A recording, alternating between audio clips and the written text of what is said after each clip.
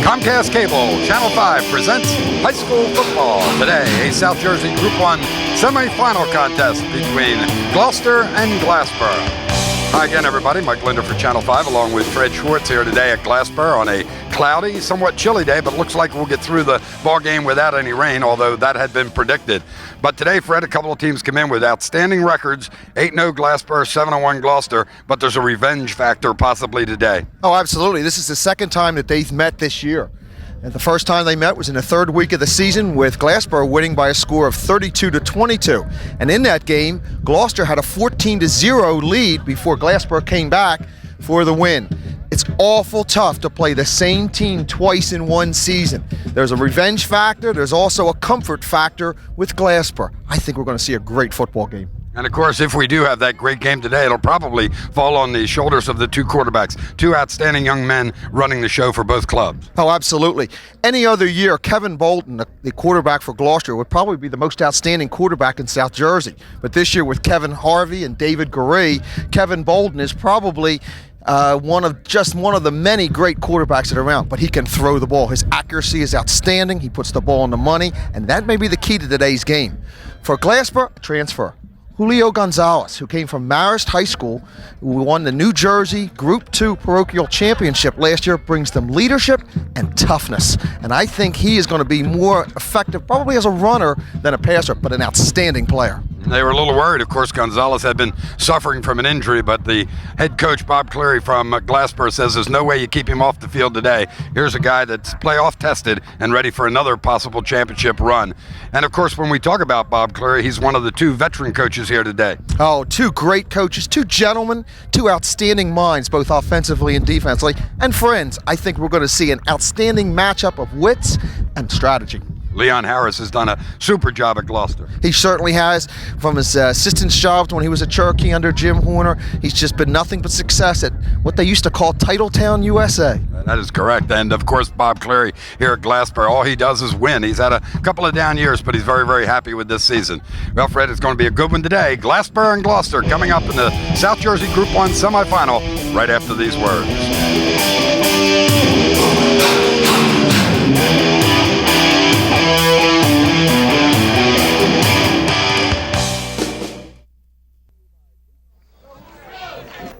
Today's game brought to you by PB's Restaurant in Glassboro and the Harrison House of Mulliga Hill.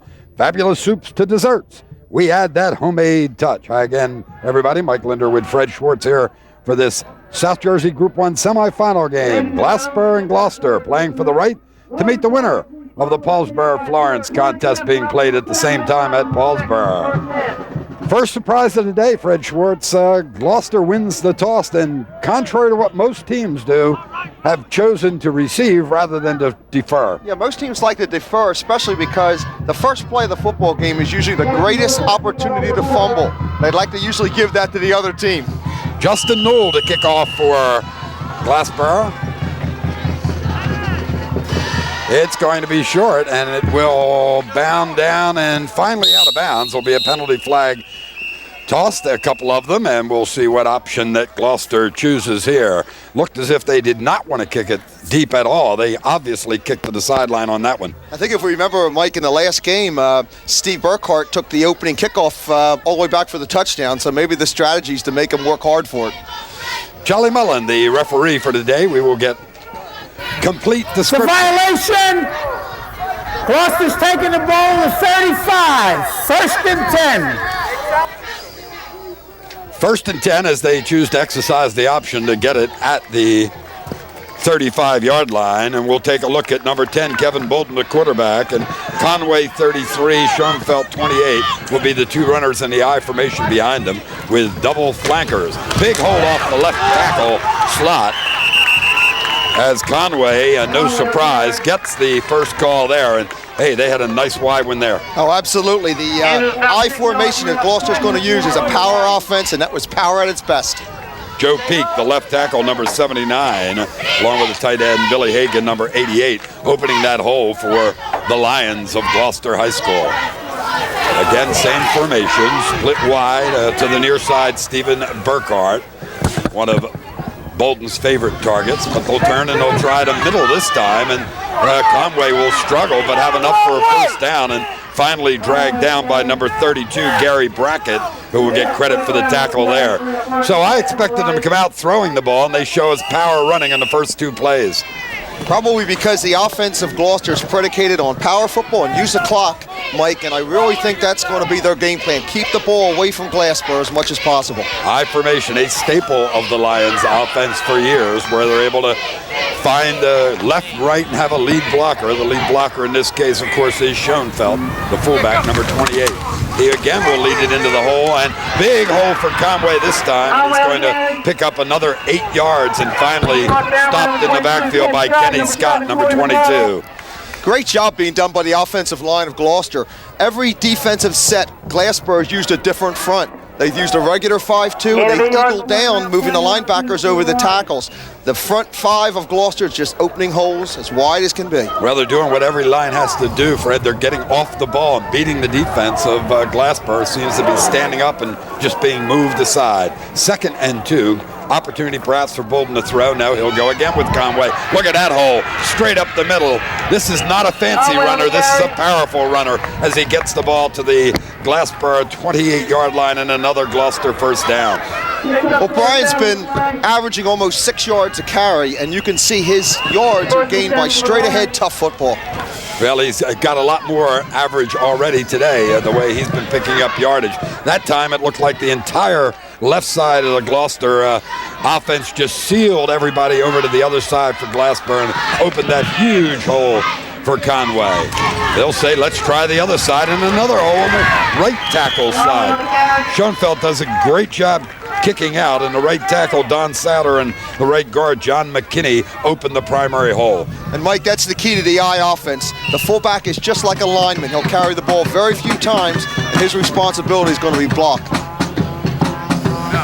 Steve Shimkus, a former head coach of Gloucester, introduced the I, bringing it from Maryland University to Gloucester a number of years ago, and they've been playing that formation ever since. 2nd and 4. Conway again gets a hole. He'll struggle forward. Might be just shy of the first down or just has it. This may call for a measurement. I'm sure this is exactly what Gloucester wanted to do. Take the ball, move it right down to the field, achieve the success, and they know they can move the ball whenever they want.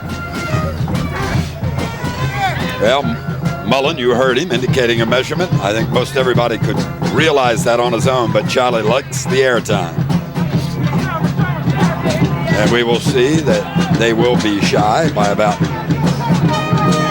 if they get the chain reconfigured now, they are about a half a yard shy. 3rd down. Well, I guess if we were calling it, we'd probably suggest 33 is going to carry it again, huh? This might be the perfect time for the fullback, though. Yeah. Well, they go to the power I formation this time. Short yardage formation. Conway will get the first down. Generally, you'll see that inside the 7-yard line where you'll get the extra blocker, bring the 2 tight ends in, and the wide receiver becomes a halfback and gives you one more blocker in front. Awfully difficult to defense. So this drive that began at the 35-yard line following the kickoff that went out of bounds, well on its way to completing a 65-yard touchdown drive. Bolton, Conway. This time they do get up to stop him. The charge led by Stephen Thomas, number 5, who came from the cornerback position and read it well. And for the first time, Glassboro was able to force Conway to bounce outside, and that plays right into the speed of Glassboro's defense. Interestingly, Glassboro has not allowed a point scored at home this year. They are outscoring their opponents 138-0 here on Marv Slomsky Field. In danger of seeing that end here. Move the tight end this time to the right side. No adjustment really from. Here goes Bolton trying to throw for the first time. The man is open but knocked away, nearly intercepted by Tyrone Mills.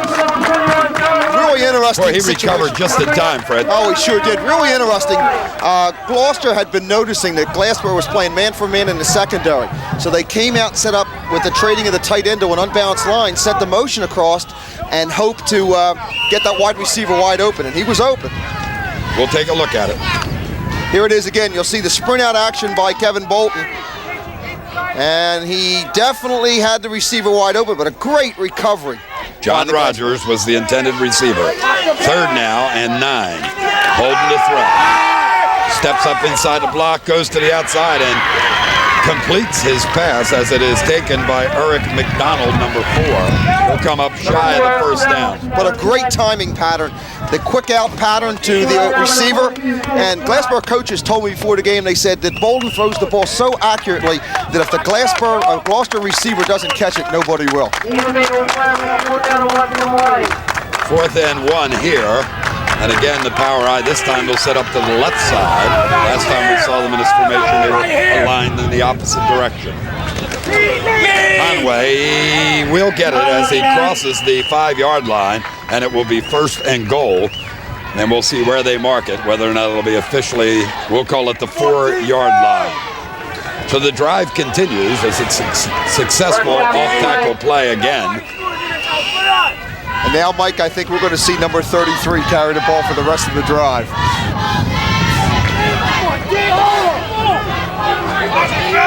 Come on, it's going to take everything you got, baby. Tight end Hagan is to the right this time. And they'll go in a crossbuck action in that direction, and Conway will be either stopped right at the goal line. Yes, there's no indication of a touchdown. Looked as if he may have fallen in. Down the line. But it will be 2nd and goal from about the 2-inch line, it looks like, from here. Very interesting call down at the goal line. Basically, I guess they realized that Glassboro would be really attacking the football, so they ran almost the counter.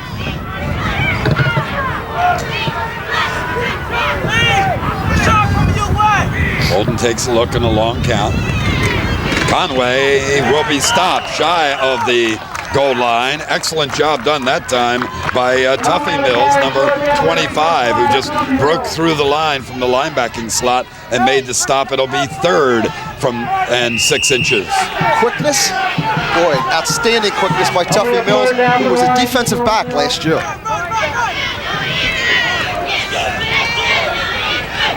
Again, power eye to the left side. Bolton turns. Conway will not be denied here, so it'll be officially a 1-yard touchdown run to complete the 65-yard drive at 6:13 remaining to play here in the opening period. And Gloucester has dented the Glassboro end zone for the first time all season for any visiting club. Official timeout for an injury.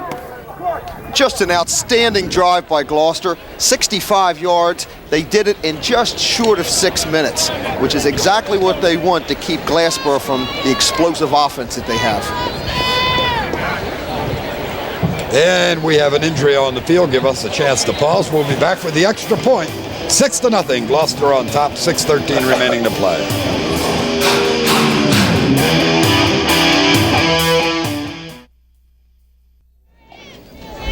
And Gloucester's going to line up for the 2-point conversion attempt.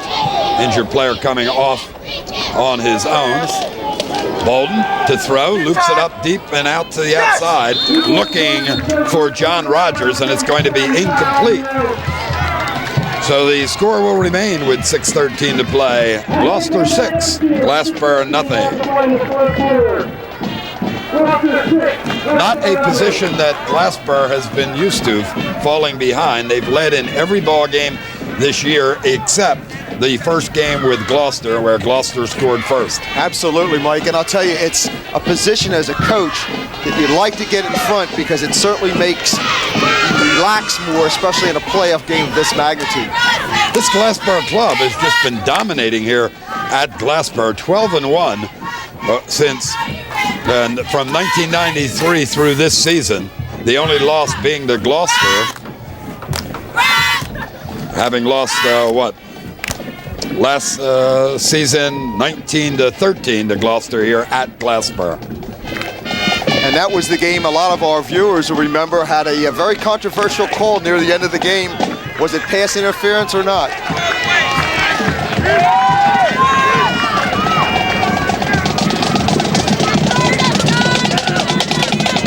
Billy Geiger tees it up for the Lions to kick it off.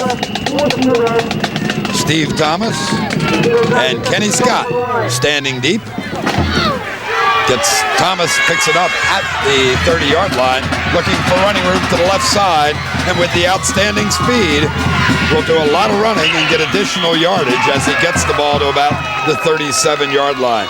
They have the size this year on the line, but what they have in that backfield is great speed. Absolutely, and Glassboro coaches have told us there's any of 5 to 7 backs who could take the ball the whole way at any time in the game. And they've done that all year long. Scott leading the way with 12 touchdowns, but they've just spread it out all over the place with the unit of 5 or 6 young men running out of that backfield. Offensively now, Graves, Morris, Murray, Newell, Ivy, DeSant, and Williams will be the line. Julio Gonzalez, the quarterback, wants to throw right away and rifles a bullet at his split receiver, Melvin Moore, and it falls incomplete. Interesting because Gloucester plays a 4-4 defense, which really puts the corners out in an area where they don't get much help. Got his towel back. Yes, he does. Cleary, head coach Bob Cleary's been chewing on that towel for years. I hope it's clean before every game. I'm with you. 2nd and 10 now for the Bulldogs. Mills gets nothing as Hagan is there to make the initial stop from the defensive end position. Boy, simply impressive so far by the right side of Gloucester's line, fighting off the block and staying in the exact areas they're supposed to be. Defensive line for Gloucester, Hagan, Souter, Eng, Schoenfeld. They're the 4 down men. Rogers and McDonald the corners. Burkhart the free safety. Ryan and Hoover inside linebackers, and Johnson and Geiger the outside tandem. Passing down for Gonzalez. They'll bring Thomas in motion. They'll give it to him. And instead of throwing the ball, they try to wing reverse. And good job done by Dan Hoover to read that one well. And Glassboro forced the punt. Oh, absolutely. An inside blitz by the linebacker and ran right into the reverse coming through. So just great defensive series by Gloucester.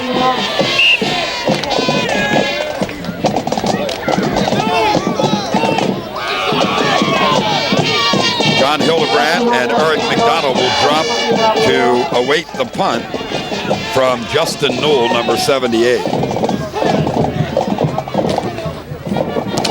Newell drives it deep, but not very high, and this will allow a run back by Hildebrand.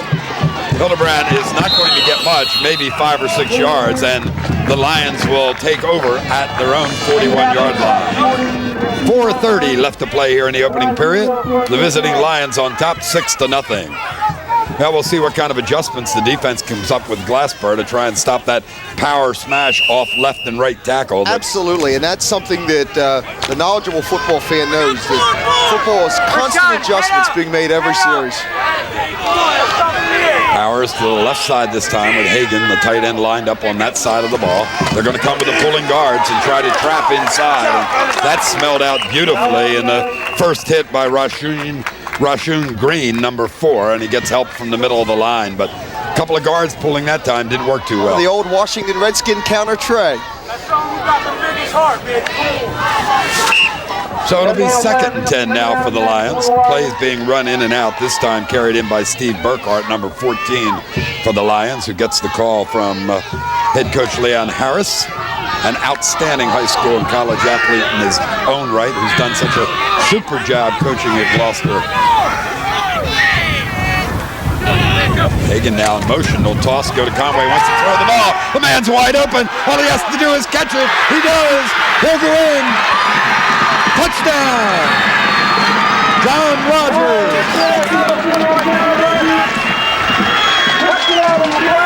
What an outstanding call. What an outstanding throw. Every time in a big game, there are certain gimmicks you're going to use somewhere along the game. What a perfect time to do it. 59-yard touchdown pass. Conway throws it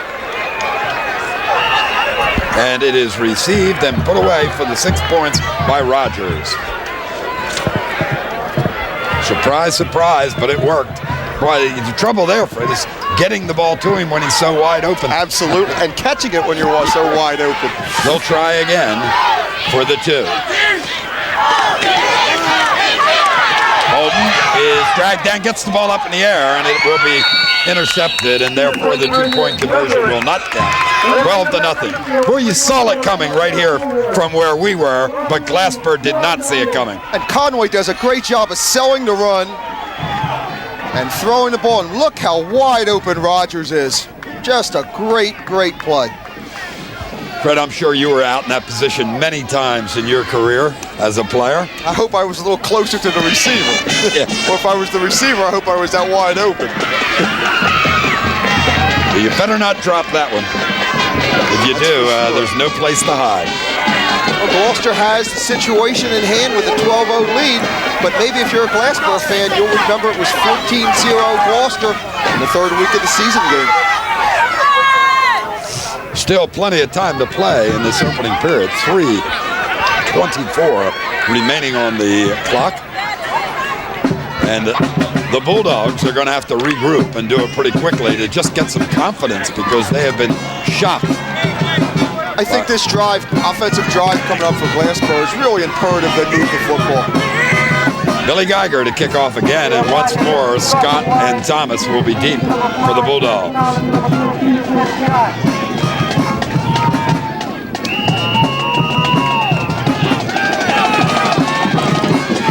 In the air, and again Thomas will take it, comes straight ahead this time, look for running room, and is dragged down. First hit will be by Brian Williams, number 53 for Gloucester. The Bulldogs will take over for their second offensive thrust, this time at their own 33-yard line. The Gloucester coaches said before the game the biggest important thing on defense is to stop the big play. So far, they've done a good job. We'll see what happens this series. The 3-minute mark will be hit on the scoreboard here in the first quarter as Julio Gonzalez, number 11, will transfer from Marysville. Try to get them going. We'll go with the inside trap, this time with Mills, and that's read beautifully also by the defense. Number 19, Mark Ryan, gets credit for the first hit, and Hagan is there again. Once again, Gloucester ran an inside blitz, and it seems their pattern is to try to keep people moving to confuse the Glassboro offensive linemen. Well, generally with Glassboro, all you have to do is watch the guards and follow them, and instead of following them, what they've decided to do, apparently, as you point out, is try to disrupt it by slicing through it with the linebackers. They're coming again, movement, this time with the threatened move by the Gloucester linebacker, Kevin Graves, number 44, jumped on the Glassboro side. We have a dead ball foul, encroachment on the white, 5-yard penalty. Down in 8 seconds. Love to see that one again. It looked to me like the linebacker did not penetrate. On the white, 2nd down. Looked like he did not penetrate the neutral zone, but that the Glassboro lineman, Graves, had moved. But I guess they're closer. And we're older and further away. That's right. So 2nd and 4 now.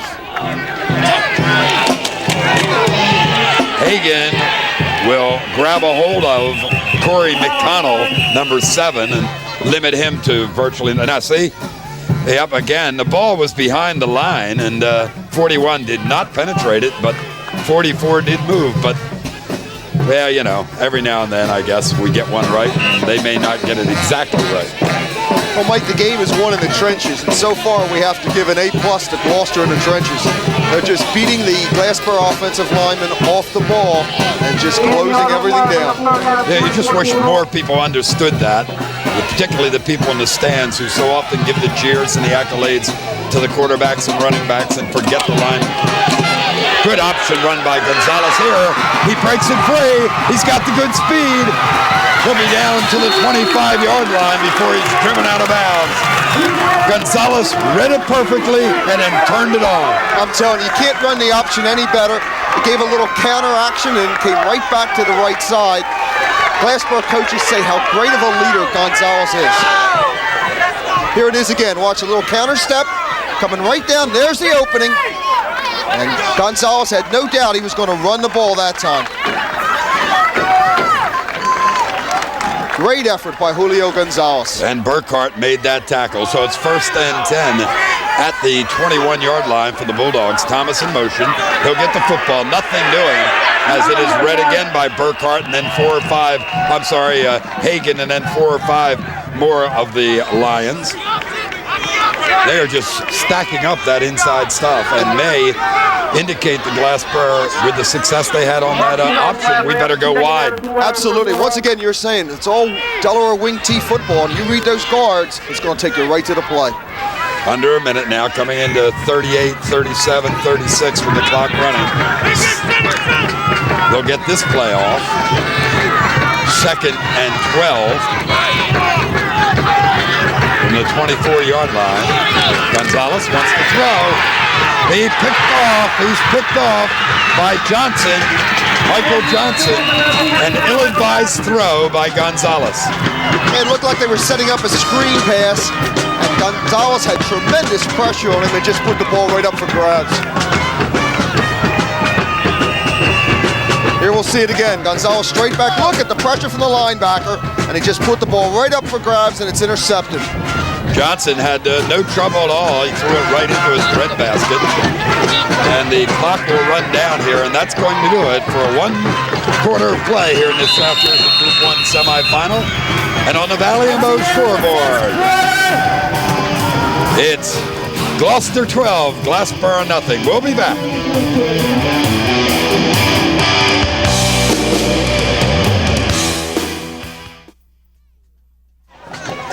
Second quarter action. South Jersey Group 1 semifinal, 12-0. The visiting Gloucester Lions on top of the home club, Glassboro Bulldogs. Mike Linner along with Fred Schwartz for Channel 5. And Fred, Gloucester scores here. It's going to be a long afternoon for Glassboro. Absolutely. Very, very important for a defensive stop right here by Glassboro.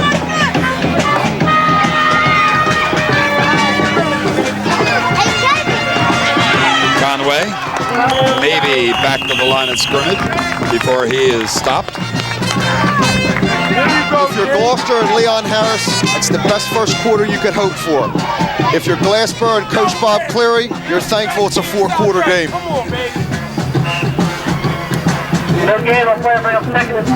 Cleary just pacing the sideline, looking at his players as if to say, who's ready today? Who can I put in there? 2nd and 10. Split backs. Bolden to throw. He's not going to get this one off as they just pile him up. And again, it is the charge led by Rashon Green, number 4. A couple of the linemen in there. Of course, Nicky Morris, number 70, always winds up in the middle of the pile and does a good job. And a great job outside by Corey McConnell.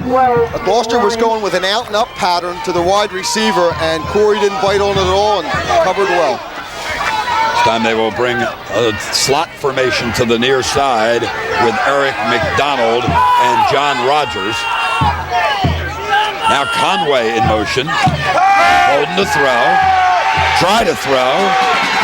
He will get it off, but only after the pressure that came from Kenny Scott.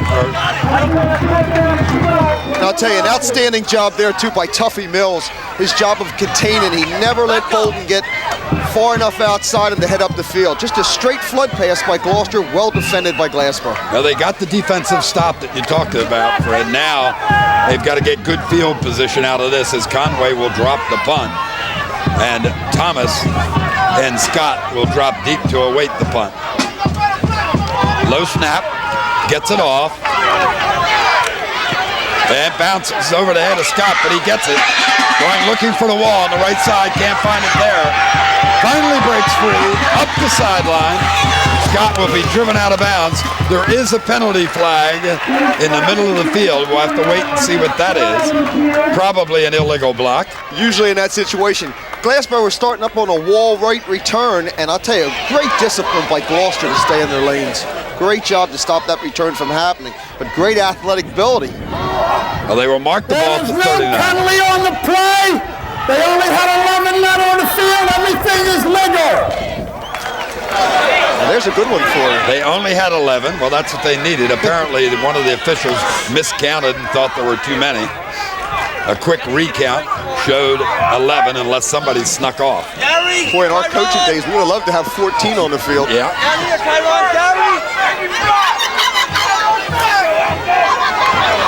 Well, see if the Bulldogs now can get downfield and get back into this ball game. Mills,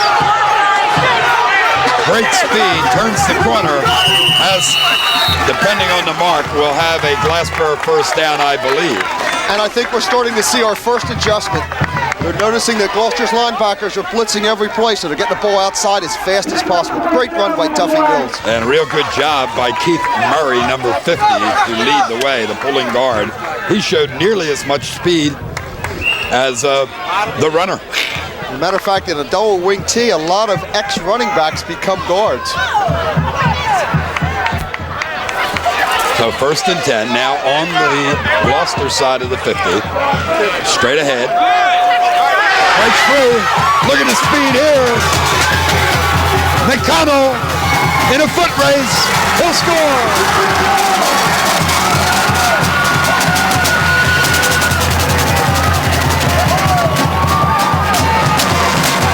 Mike, exactly what Glassboro needed. That is speed. That is unbelievable speed. Super job done on that one by Corey McConnell. The 5'10", 165-pound junior. How did he get out of that mess in the middle? Boy, I'll tell you, it was just a simple trap inside, and it's just keeping your legs going and keeping your legs moving and just hoping you'll see daylight, and he sure did. You know, Gloucester had talked about the thing they had to stop was the big play, and that's just gotten Glassboro right back into the football game. No, that's a big one.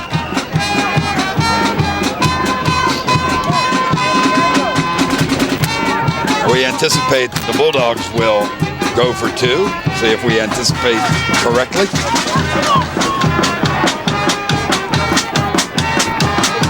They do.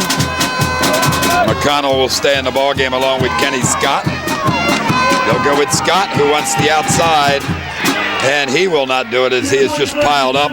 So 12-6 as we take a look at the replay. Watch, it's just a quick trap. There's Corey getting the quick trap, just keeps his legs going, keeps his body moving, and there he goes. Great effort by Corey. That's Corey McConnell. Look at him just open up from those defensive backs. Outstanding run, and on the simplest of plays. 12-6, 10 minutes remaining to play. We'll be back.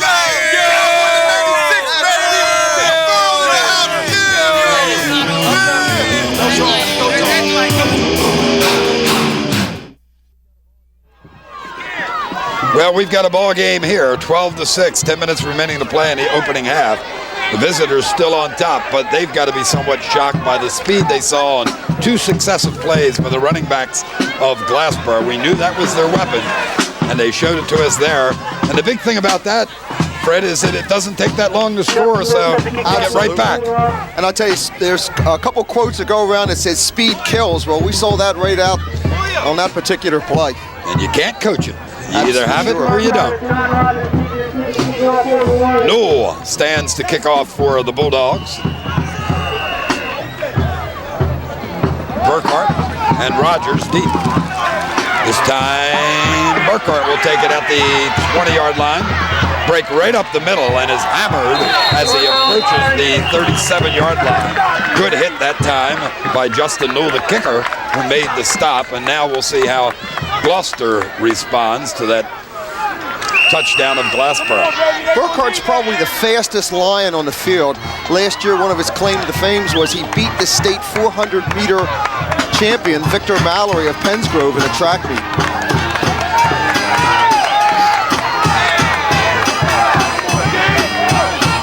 Schoenfeld, the only remaining back as Conway goes in motion.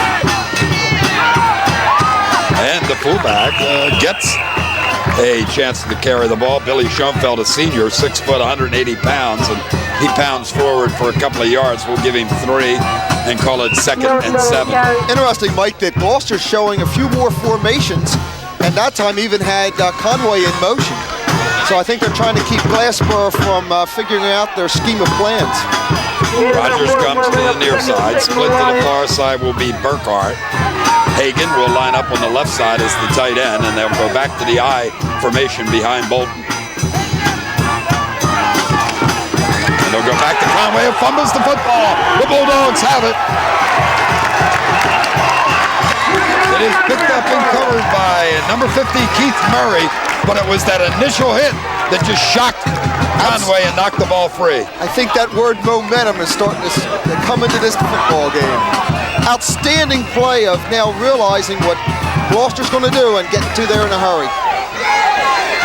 So it'll be 1st and 10 the other way, with the ball now marked at the 43-yard line in Gloucester territory.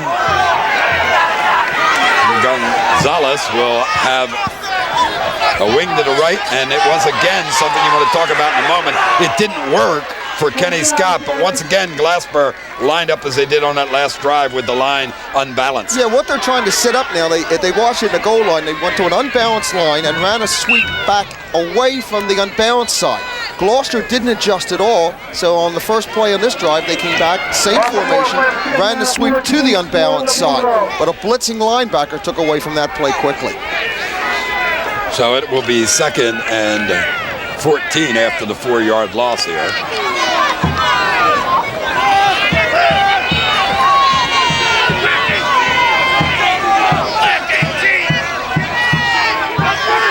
With motion, they'll go with the fake and option the other way again. And once more, Gonzalez has running room. They fake that wing trap and go to the other way with the option, and Gonzalez gets them within a couple of yards of the first down. It will be 3rd and 4. And when Julio realizes as an option coach, the pitch back was wide open on that particular play.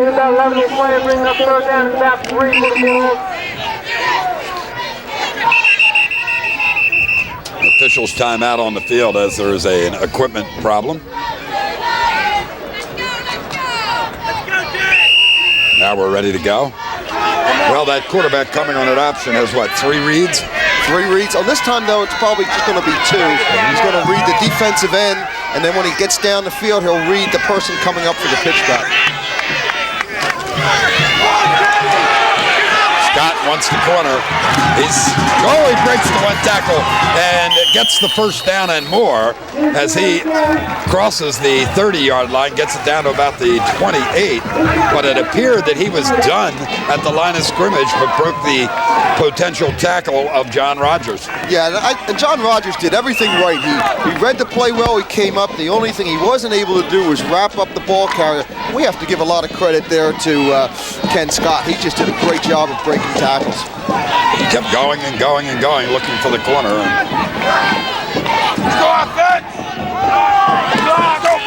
Straight ahead this time. Brackett on his first carry into the end zone. 28-yard touchdown run by Gary Brackett. Once again through the middle, and it opens up.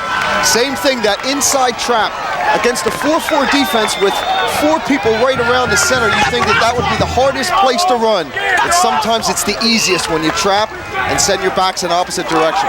Great run by Greg Braxton. Well, they just keep changing backs, don't they? I'm telling you. I've heard the story about how every one of their backs are of equal ability, and I'm now a believer. Well, we're knotted at 12 apiece.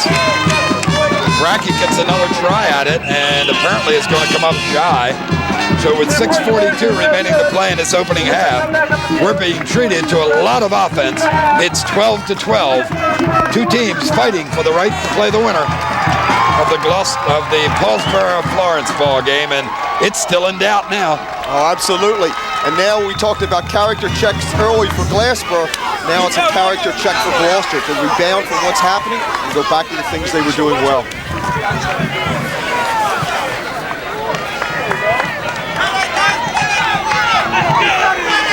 Interesting when you see an opening drive, the way Gloucester went right down the field dominating Glassboro. you sense from having seen so many games, this is going to be a Gloucester day. Then they come back and shock them with a long pass, and you say, yep, definitely, they're ready, and maybe Glassboro isn't. But with great speed, you can so change things around, and the Bulldogs have done it. You know something else, Mike, sometimes it's high school football. Sometimes when things come so easy to you that it's hard to realize that that's not going to happen all the time, and you forget you have to work hard to get all the points. Newell again will tee it up. And once more, Rogers, along with Burkhart, will stand deep for Gloucester. Burkhart, straight up the middle, and a good return, and he'll put Gloucester in good field position right about at the 40-yard line. I think we're going to see Coach Harris now go back to the offense that took that first drive and go right at Glassboro with their eye offense. I think they're going to go to Bolden and throw it. We'll see who's right. We better than them. Come on. We are better. Well, Glassboro was the only team coming into this game to score 2 touchdowns against Gloucester all year. They've now done it twice. You're right on the first call, and there it is. Right tackle this time, and Conway will have it down to the 43-yard line of Glassboro. You know, Mike, there's an old axiom when things aren't going well, which is best back, best play, and I think they just did that right there. Watch how quickly this opens up. Straight-eyed lead, great block by the fullback, great leg speed, great action by Conway.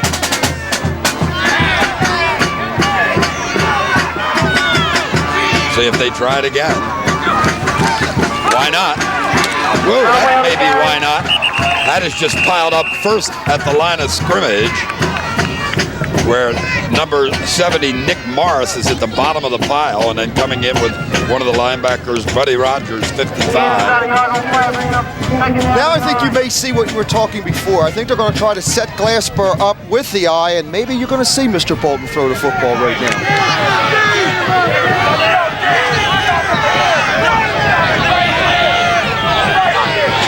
Slot formation on the right side, but Conway will go in motion in the opposite direction. And it is Bolden who wants to throw.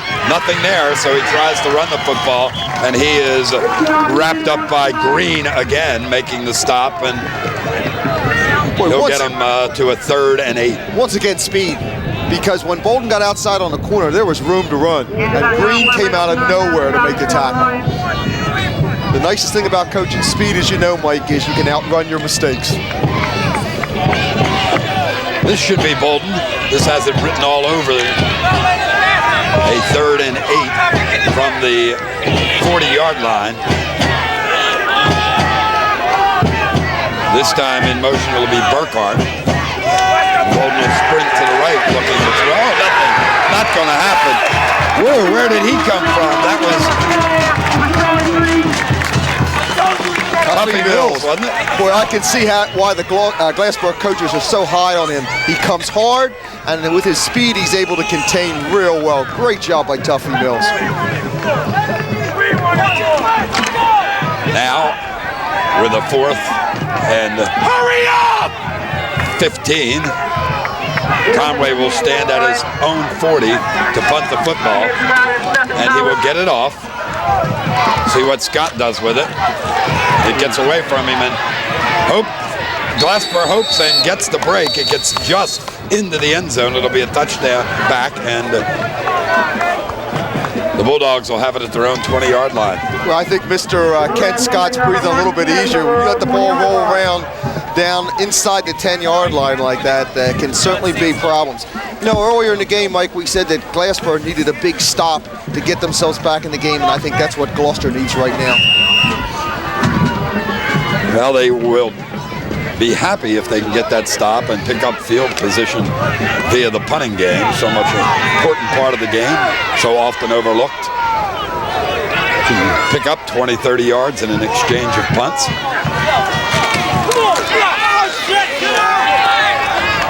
McConnell will get yardage. He is stopped initially by Mark Ryan, number 19.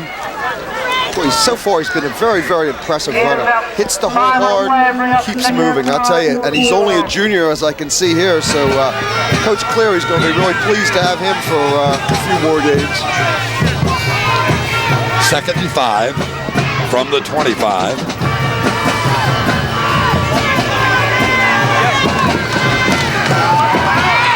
Mills on the counter action will get the first down. He'll cross the 30-yard line.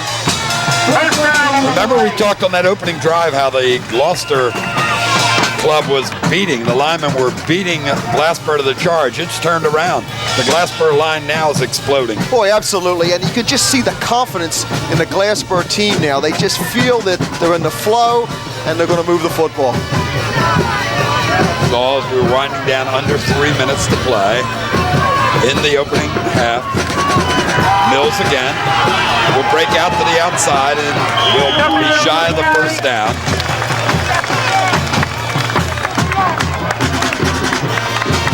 So the Bulldogs will have a 3rd and call it 1.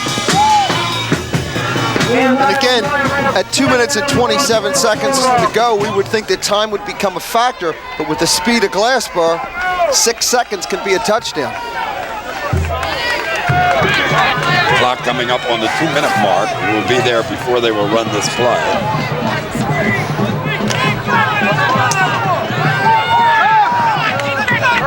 Under 2 minutes now here in the half.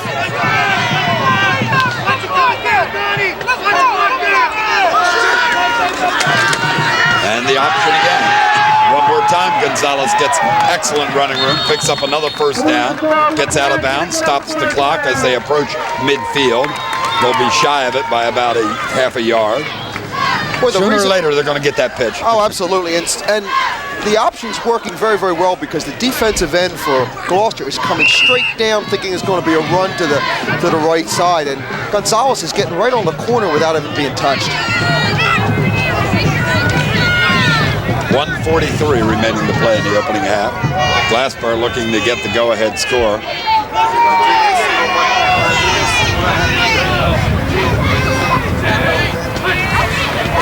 Going to try in the air, but he will never get this one off. The charge that time just came off the corner by Billy Schoenfeld, number 28. He made the initial hit on Gonzalez, and there'll be the big loss as they'll take it back to the Glassboro 40, and it'll be 2nd and 20. Boy, thank goodness, too, for Gloucester, because number 44, Kevin Graves, was wide open in the secondary, but Gonzalez never had any chance to see him at all. Glassboro apparently waiting to see if they can get into the Gloucester side of the field before burning a timeout or two, or maybe Cleary says, hey, we're happy to have gotten back to 12-12, and let's see what we can do and just get to the locker room and make some adjustments.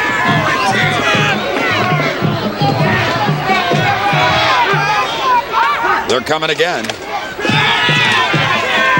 McConnell will just try to go straight ahead, and he drags 3 or 4 of the Lions with him. Picks up a lot more yardage than anybody thought he was going to get. Clock continues to run now, hitting the 30-second mark right now. You do have a good point, because I think with the momentum going the way of Glassboro, I'd keep that momentum going as often as I can. With 3rd and 13, let's see if Gonzalez does take a shot and throw the football. He will not. He will give it back on the trap inside. Look at his speed again. It's Mills. And with 4-3, clock will stop for the first down, movement of the chains. And I would think the Bulldogs will call a timeout here. Right, great inside reverse to Tyron Mills, who just kept his legs driving and showed that outstanding speed. So it's Tuffy Mills, it's Tyrone Mills, it's Stephen Thomas, it's Corey McConnell, it's Gary Brackett. I mean, they just keep coming at you. It's as that proverbial slew of backs. Interesting situation now. It's pretty obvious that Glassboro is going to have to go into the end zone with a pass. You also know that Gloucester is going to be sending probably everybody they can, so Gonzalez has no time. Some people like, that's right, or a trap at this time might be the perfect play. Young ladies enjoying it. They were shocked early by Gloucester's jumping to the 12-0 lead. But they're a happy group right now. That's the thrill of high school football. Or is it the camera? It's both. Yeah, we'll see just what Coach Cleary decides to do as he's out in the huddle talking to his charges.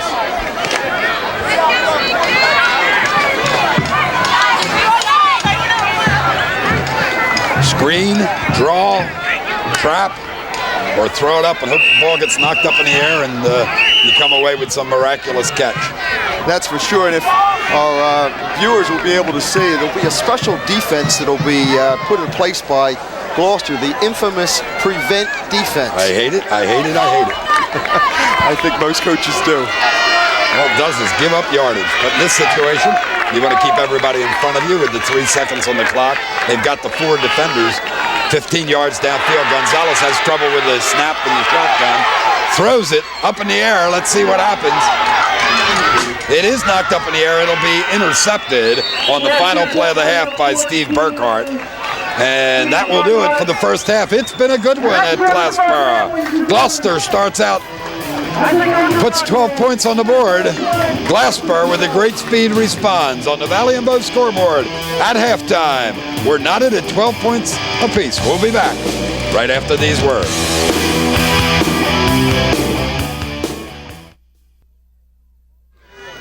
Second half football coming up right now. Mike Linder along with Fred Schwartz for Channel 5. Happy to have you with us today. The South Jersey Group 1 semifinal game.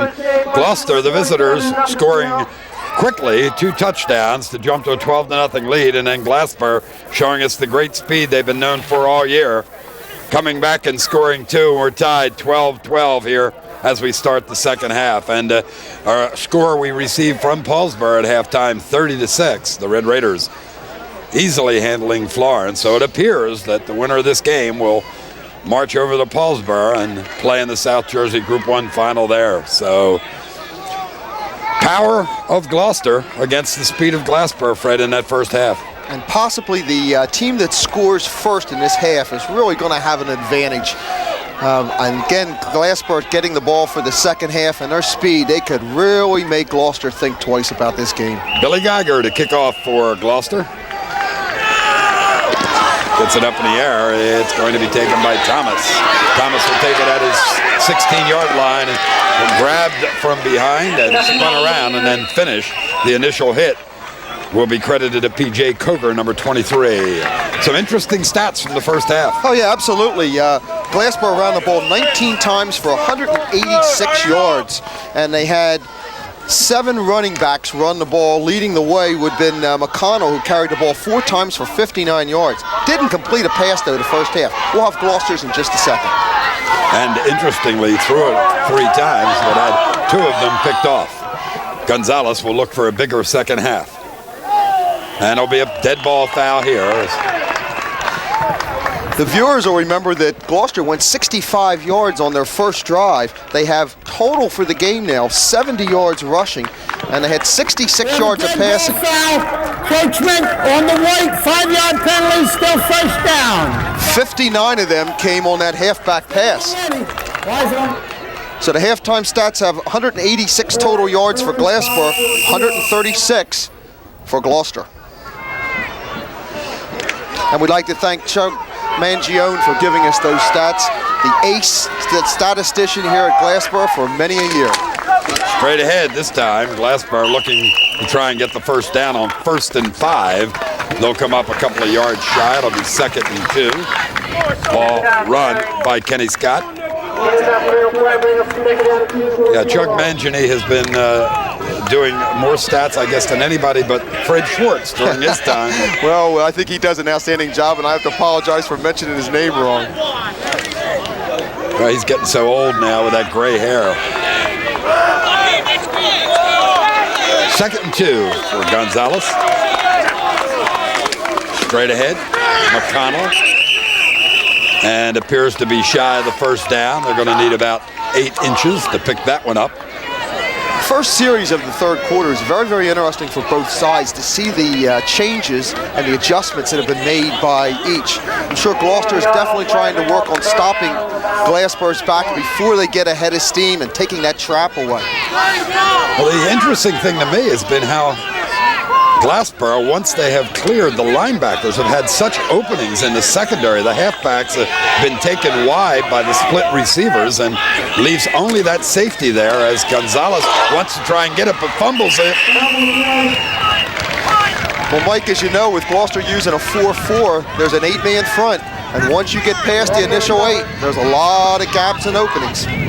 Well,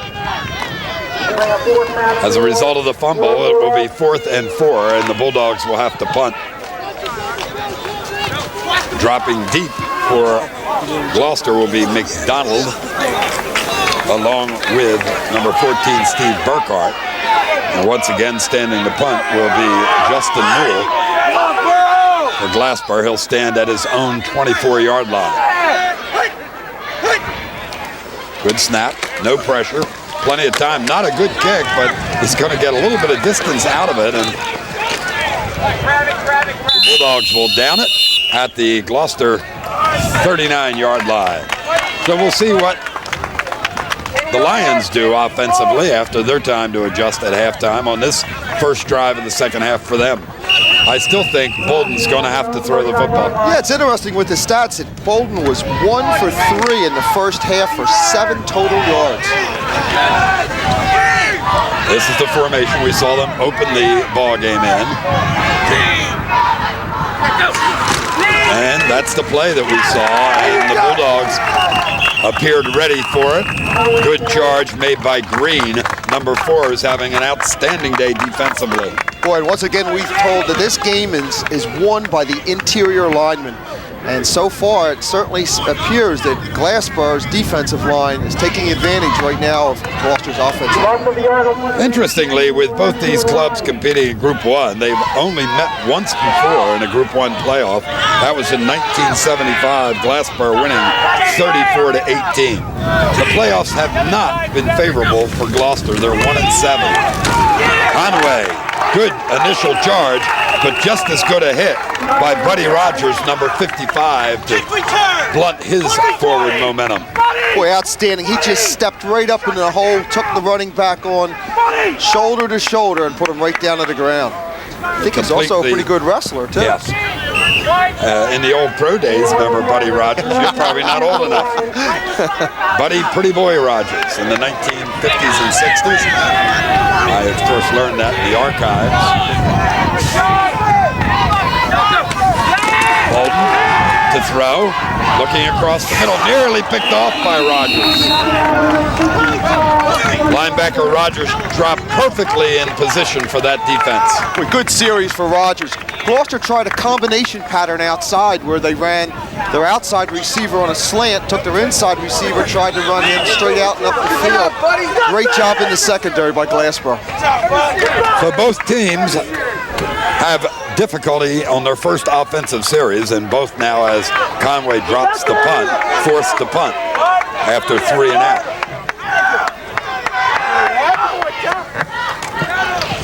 No pressure. Conway has a gorgeous punt. Will be taken by Scott. Going backwards again, trying to get to the wall on the right side. Says nothing doing there. I'll try and do it on the left side. Here comes the speed. Once again, it is only because of his speed that he's able to avoid being pinned deep in his own territory. The Bulldogs will have it at their 20 with 7:19 remaining to play here in the third period. And good patience shown by the Gloucester kicking team to stay in their lanes and make sure that big return didn't follow.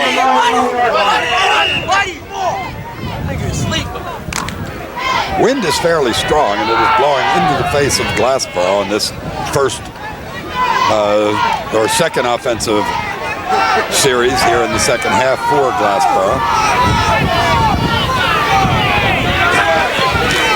Gonzalez to throw. Picked off. Intercepted by Mark Ryan. Ryan tapped it up in the air and then completed the interception as he brought it down, and now Gloucester will find themselves in excellent field position at the Glassboro 21. So linebacker Rogers does a good job, and now linebacker Ryan does a better job. And both did exactly what they were taught. They made the read, dropped back into the hook zone, and took away the pattern. Great job by the linebackers. Here's Gloucester's opportunity.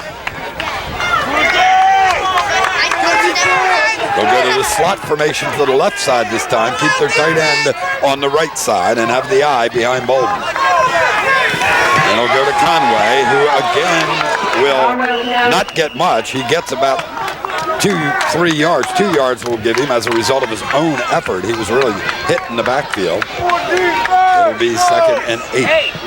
Ball will be marked at the 19-yard line. Excellent penetration that time by number 58, Brian Ivey, to take away that play. And you don't always have to be the biggest one out there. You have to sometimes be the lowest.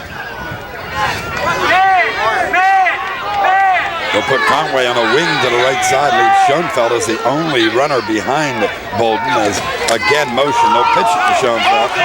Tries to cut back inside, and once again coming up with the tackle will be Thomas, number 5. But the good job done by the end to force him back inside. Oh, and also a very good job of reading your keys, because every time Gloucester has shown that formation so far, they've thrown the ball. And this time they hoped that Glassboro would bite on that, and a toss to Schoenfeld was stopped very well by the defensive end. 3rd and 7. Double slot to the right side this time. Think Bolden may sprint in that direction, and does. Stops and throws. The man is open, and into the end zone for the touchdown. Eric McDonald. Eric McDonald will get the 19-yard touchdown pass reception. Goal line. Buddy out. McDonald's been a top receiver for Gloucester. He had 12 catches for an 18.6 average going into that, but another great slot out pattern, wide open, well delivered by Bolden, touchdown Gloucester. So they jump back on top 18-12, and once again will attempt a 2-point conversion. None have been successful in this ball game for either team. Bolden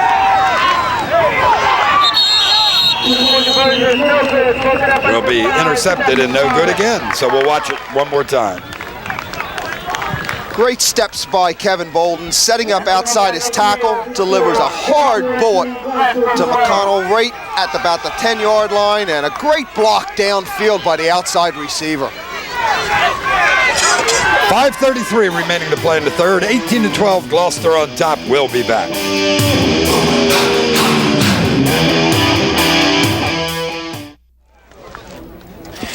Well, we'll see if Glassboro can counter now as Gloucester takes advantage of the turnover, getting the interception and finishing the drive off with a 19-yard touchdown pass, Bolden to McDonald.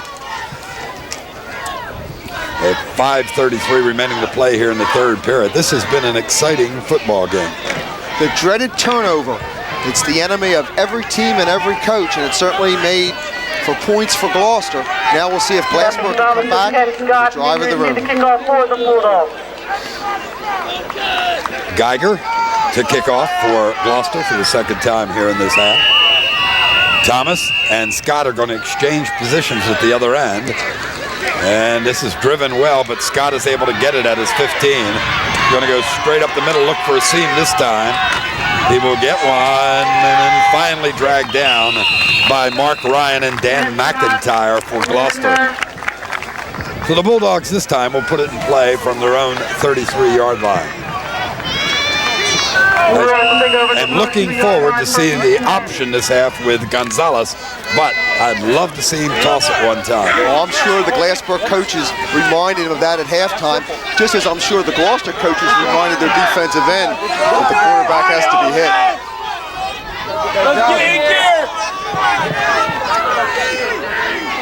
Julio with a long count and a long look at the defense. Mills. Where is he going? Well, he went backwards, and it hurt him as staying back there was Billy Schoenfeld, who made the tackle. and it'll wind up to be what could have been maybe a 4 or 5 yard gain, turns into a 1 yard loss. Youthful exuberance sometimes can be your worst enemy.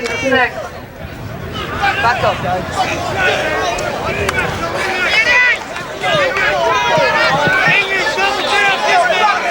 Gonzalez and the Bulldogs really take their time getting to the line of scrimmage.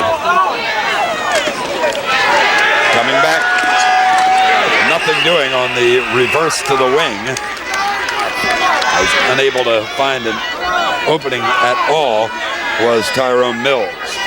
Well, it looks like adjustment number one, Mike, is that Gloucester's playing their linebackers deeper and not blitzing them and trying to sit back and wait for the ball carrier to come. The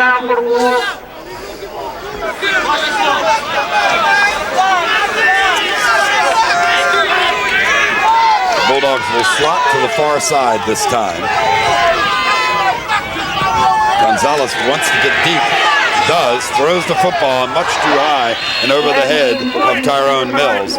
So once again, Glassboro will be forced to punt. And so far, Gloucester has to be pleased with the way they're playing defense in the second half.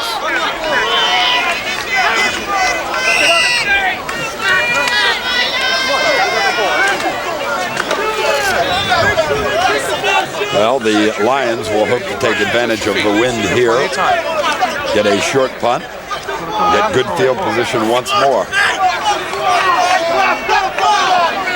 Standing deep. Justin Newell will await the snap. Gets a good one. Again, no pressure.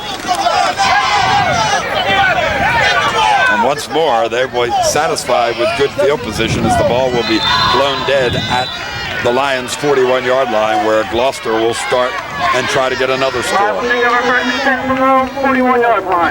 But football can be such a game where the elements can dictate what happens, and the wind right now is really playing into the hands of Gloucester and into the away from the foot, I guess, of Glassboro's punter.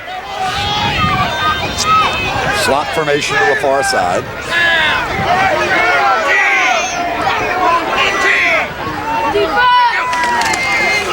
Conway will struggle for a few. He'll pick up 3. It'll be 2nd and 7. It certainly probably will be in Coach Harris's plan now to try to control the football as much as they can. I think we're going to see a lot of the eye leads with Conway carrying the ball on this drive. Again, the play carried in from the sideline.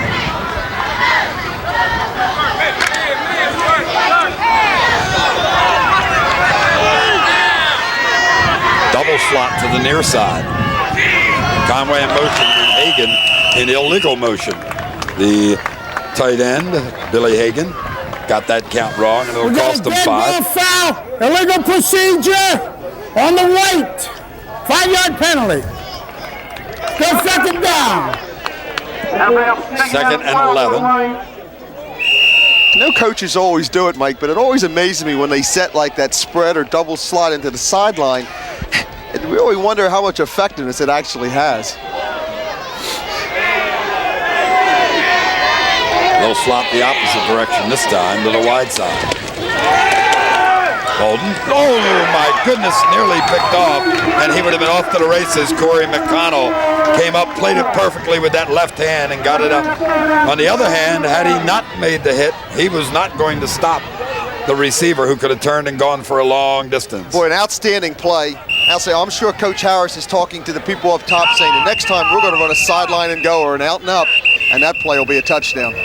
Now McConnell hurt on that play. He's down, and there'll be an injury timeout. Number 7, injured player. Stay down here, son.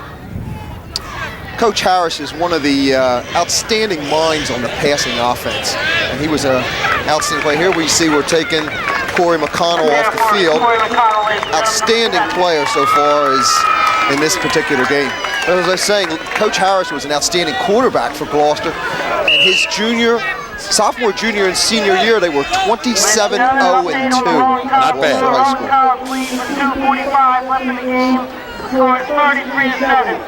Then I think he went to that ACC land at Maryland.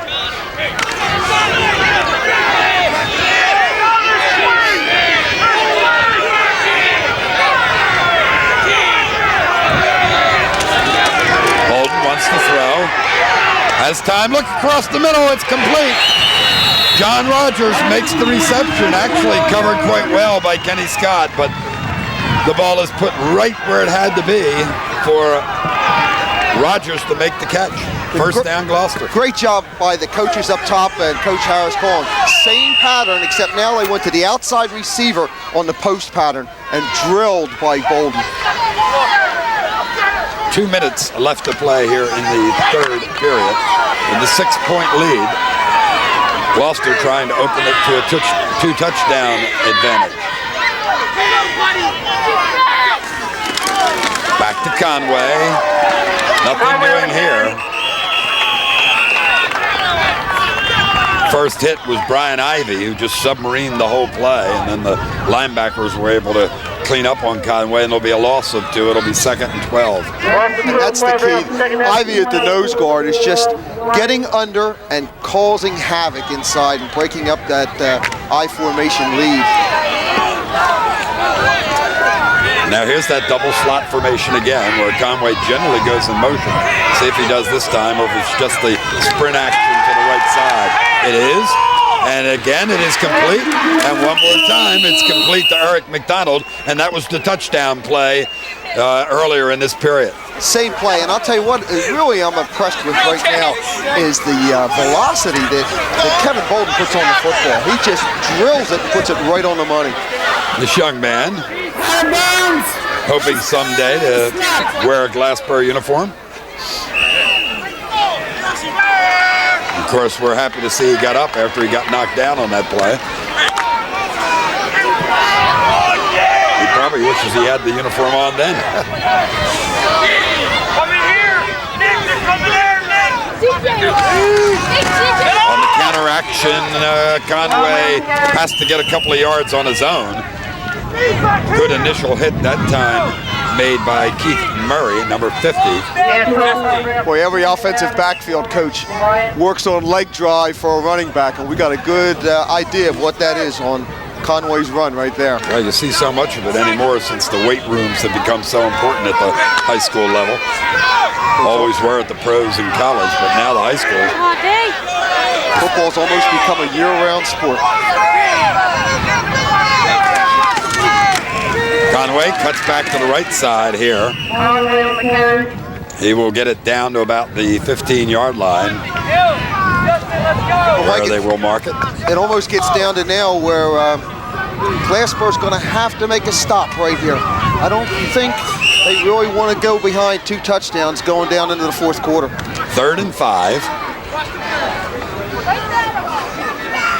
They wait for the call, and it appears they may have to call a timeout. Oh, that's the quarter. That will end the quarter. It'll give them a chance to talk about it on the sideline and on the Valley and Bow scoreboard. After 3 quarters here at Glassboro, the visitors, Gloucester, on top by 6, 18-12. We'll be back.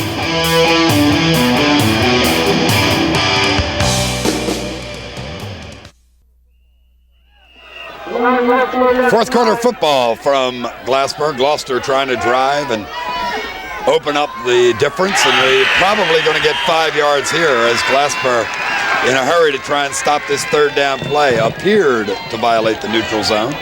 Big conference. See what Charlie Mullen tells us happened.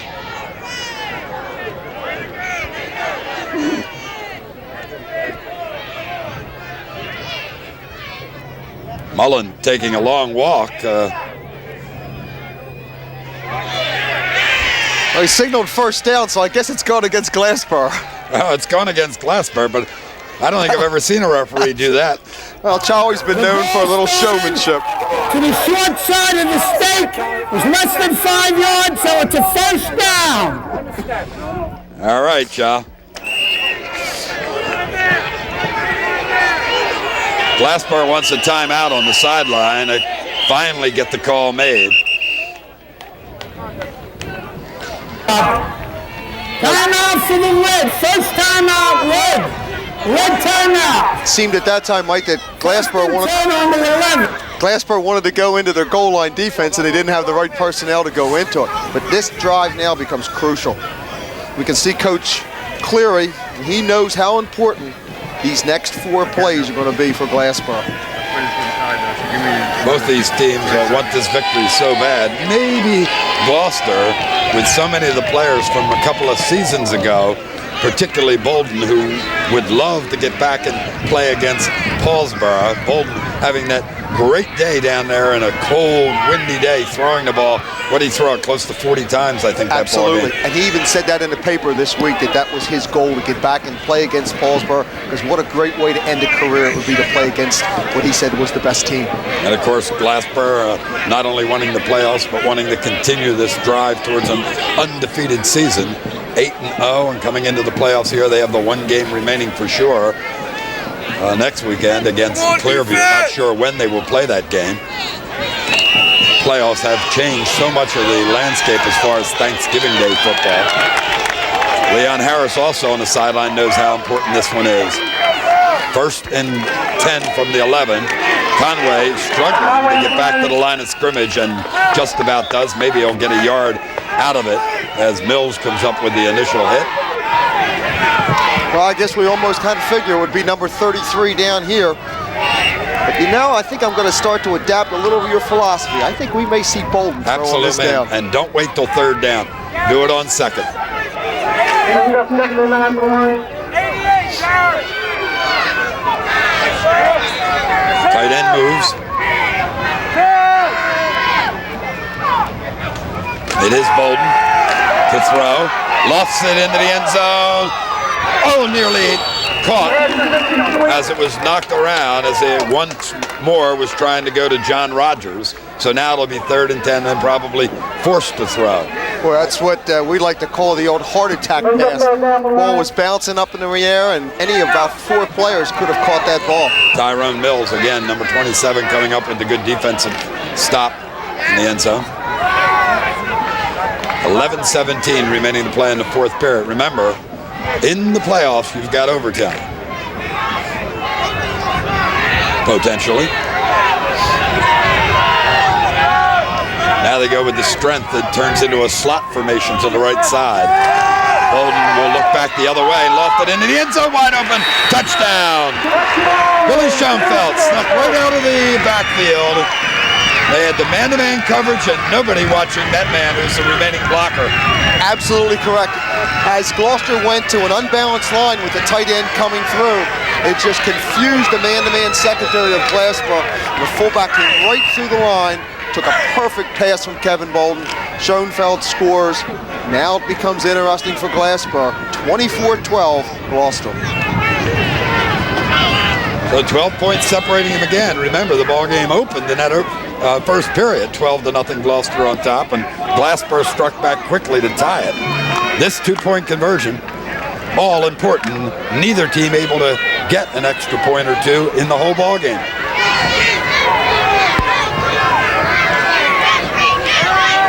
Bolden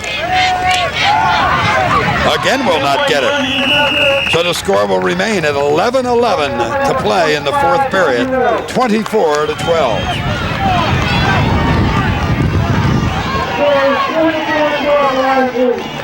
Well, we're right back where we started in the 1st period. That's kind of amazing, and now the salvation of Glassboro is going to have to be their speed.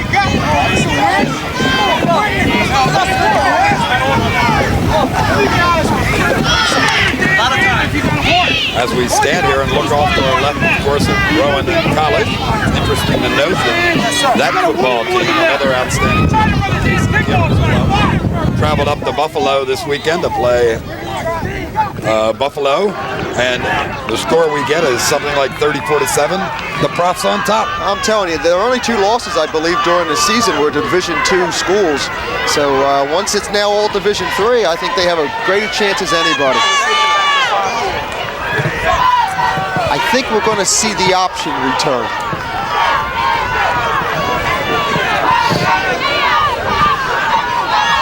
Well, now the wind will be a problem for Billy Geiger as he tees it up, and the Bulldogs should get good field position. The wind has not weakened at all. If anything, it's gotten somewhat stronger. Interesting comment from one of the Glassboro coaches is there's still plenty of time. With 11-11, he's sure right. He drives it. Let's see who picks it up. It will be Mills.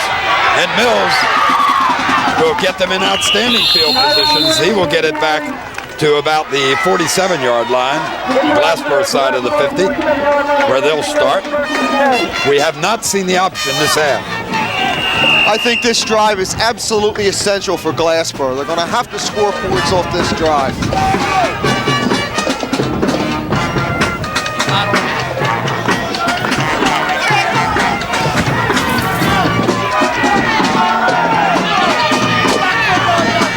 Boy, Gonzalez gets back in a hurry. Throws the football. It's going to be completed. How about that throw, and how about that catch by Tyrone Mills? What a tremendous sense. A little shovel pass, which is perfectly legal because the ball is going forward. And a first down for Glassboro. At the Gloucester 39-yard line. That looked like... Here it is again, as we can see here. Straight deep pass setting up by Glassboro. Watch Gonzalez now, he's in trouble. He realizes the sideline's coming. There's the flip. With the left hand. How about that? Well, I'll tell you, the Bulldogs take an awful lot of time to get to the line of scrimmage. Gonzalez to throw again. Lost it up high and nearly gave the Gloucester backfield a chance to intercept. You're going to get rid of it out of bounds. Boy, that's for sure. And I think what Glassboro's going to have to start noticing right now is the D-backs for Gloucester are just dropping back real deep. So the underneath or the area in the middle is going to be wide open. Well, into the ball game now. Riley, number 16, the first time we've seen him. He's a backup quarterback. He'll play at the split end position on this play.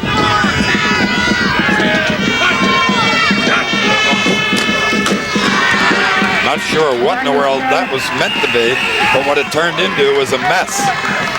I think they were trying to go with the quick trap to go, which was so successful in the first half. Yeah, that was Brackett's play that he scored on. Yes. And he gets another chance here and gets nothing. It'll be 3rd and 10. Boy, pressure time now for Glassboro becomes one of the first key plays in the game right now.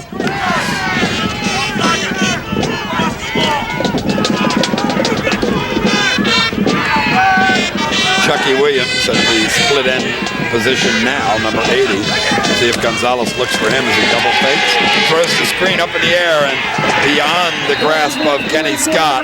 That was defended quite well as Michael Eng, the defensive end, had just smelled screen all the way and covered his position. Well, I thought it was a very, very good call by Glassboro, but very well defended by Gloucester. Now puts a little concern into you. Do you punt the ball on 4th down or do you go for it? Well, I wouldn't have called a timeout, I know that, because I already had to use one earlier. That's correct. And I'm probably going to need one later. Now I have... Leaves them but one.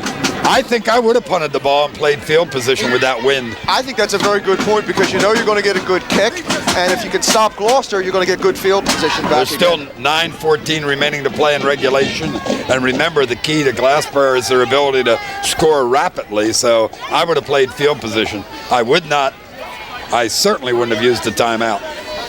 If I used a timeout now, I'm pretty much forced to run a play. Oh, absolutely. I can't call a timeout and then come out and punt formation. And of course, if the game comes down to the end, ladies and gentlemen, will really come back to haunt you. The future backfield for Glassboro High School. Absolutely. Well, we can Midget football is so important here in Glassboro. It's helped them over the years develop their football sense and their ability to love the game. And in almost every community, it's amazing how skilled players are coming to you now from our fine midget programs. Well, let's see what Coach Cleary and his squad decided on in the huddle. 4th and 10 from the 40-yard line.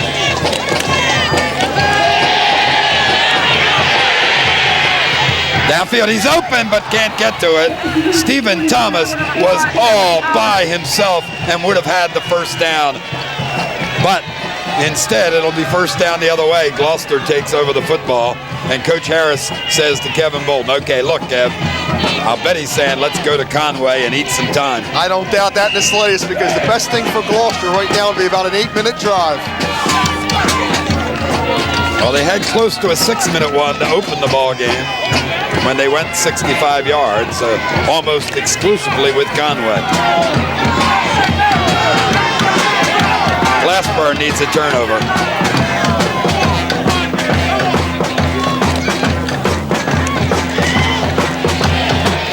Well, it's deja vu. First drive and what they may have as their last drive. Conway picks up 11 and gets a first down. In this situation, we almost call this the heartbreaker drive. If you can control the football, even if you don't score, by the time you give up the football, Glassboro won't have time for 2 scores.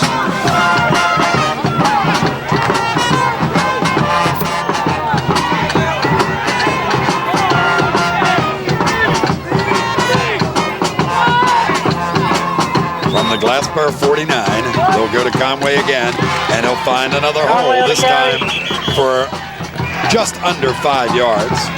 But the clock will continue to tick, now under 9 minutes. Just as you said, Mike, straight ahead power football, hang on to the ball, use up the clock. Recall Conway fumbling away the ball one time in the first half, and the Bulldogs are going to have to start thinking going after the football now.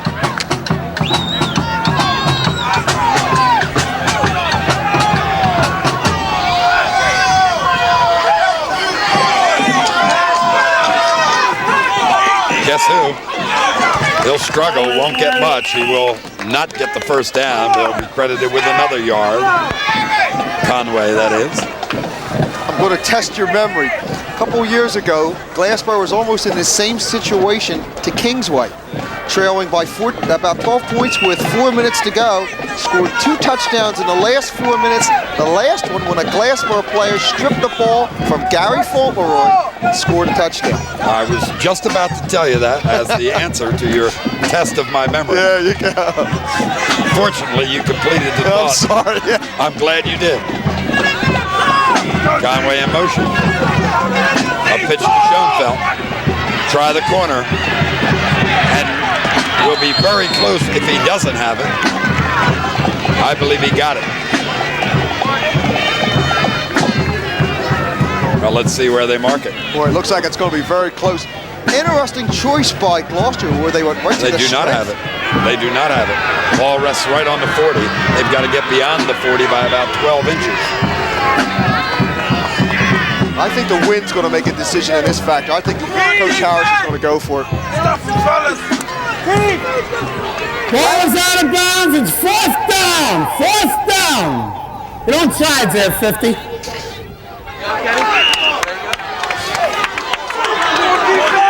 Well, not many plays bigger than this for Glassboro all season. Not quite as big for Gloucester. He depends on them where they spot it. Depends on the foot. If he gets a right foot, it's Glassboro ball. Gets a left foot, it's a first down. And if he gets a first down, it was the leg drive and the second effort that got it. It's going to be very, very close. Let's see. I'm going to say he does not have it. What do you say? We're going to measure. I think He he misses by 2 inches. That's my call. They better hope, the Glassboro better hope the middle of the field's lined the same way as it is, 2 inches. There's the reaction. Well, coaching is a game of decisions and a game of choices. Many of those choices get buried throughout a game and a season. That's the kind that can be remembered, particularly if Glassboro can explode and score. 7:19 with the clock running. They get another chance with good field position. Once again, it was our best back, best play deal, and I think Coach Harris would have done that 99 times out of 100. Now maybe the next time will be the 100th.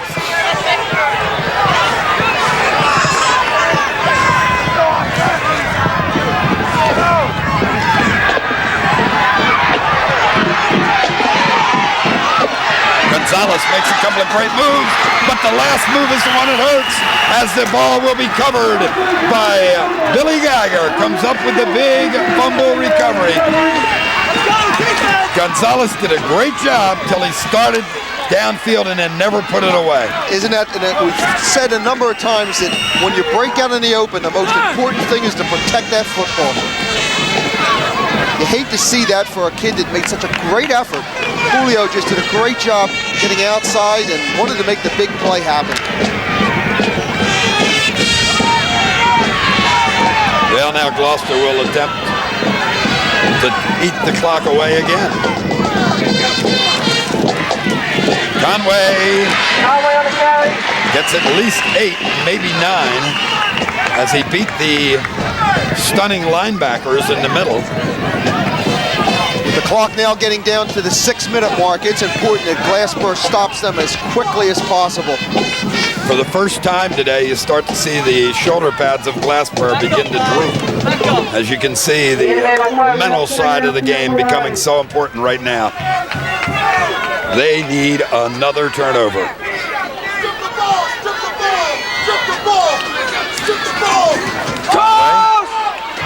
Slips, goes down. Well, that's going to be a plus to Glassboro because they're going to say his knee touched down. Yeah. Did you think so? I don't think so. I didn't think so either, but Charlie Mullen did. So he's the only one that counts. That's the one. And it'll wind up being 3rd down now and 6. Would you dare throw the football? No. I wouldn't mind sprinting Bolton out, right. And with his experience, letting him know you don't throw it unless it's perfect. But that's the only way I throw it, with a sprint action.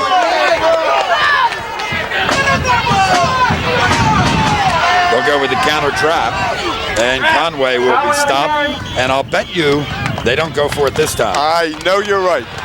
You'll see the punt. Penalty. Let's see who it goes against. It's going to be unsportsmanlike. Boy, I almost hate to see this. This game has been remarkably clean of penalties. Glassboro, if they're smart, will get back on their side of the field, not compound this. Let's see. They're really talking this over. See if it just goes against Gloucester. Or it could be one of those famous both ways penalties. Now, interestingly, at halftime, Mullen talked to both captains and said no more talking in the second half. There was a lot of jabbering going on, apparently, during the first half. We have a 15-yard unsportsmanlike act disqualification against Gloucester. Oh, take it back. And who's thrown out? Because that will mean the next game that they will not be able to play. And if Gloucester makes the playoff or wins this one, they'll be glad. Or at least they'll be glad they have the playoff or the Thanksgiving Day game. Right, against Elsie. Yeah. That's right. The player will not be able to play against Elsie. Well, I'm not sure exactly who it was. You know, Mike, to be a disqualification almost has to mean a punch was thrown. It's a dead ball foul. Personal foul, 15 from the spot of the foul. 4th down. Well, this changes things. Wind blowing in their face. 4:47 remaining to play in regulation. It was a dead ball foul, which means it becomes 4th down. And now Geiger will have to try and get a good one. Scott, the only man deep for Glassboro. They're coming, trying to get it. They do not get it. No penalty. Scott has it. Scott will have him to the 40-yard line. Boy, great job downfield by number 22, Harry Dunn, to make that tackle. And you are right, Glassboro came after the punter. Now a lot of talking going on between players from both sides. Gloucester fans not happy at all. Leon Harris comes out to talk to Charlie Mullen. He isn't happy. They were arguing that there was roughing the kicker, but it appeared to me that the Glassboro player was blocked up in the air and came down and brushed against the kicker. There's no doubt he went into him. There's no doubt. I think that's what Leon wanted to know.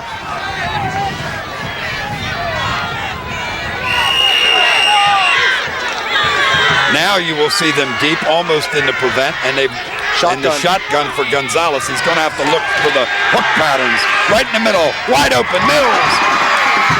Turns upfield, great effort. Gets Glassboro to the 35-yard line. Tyrone Mills. Great decision by Glassboro to go to the shotgun. It buys him more time, and he can see the field so much better. And if he thinks short pass instead of going for the end zone, he'll be better off. And there's your idea with the prevent, just gives up tons of yardage. And this is not the last drive. 4 minutes yet to play.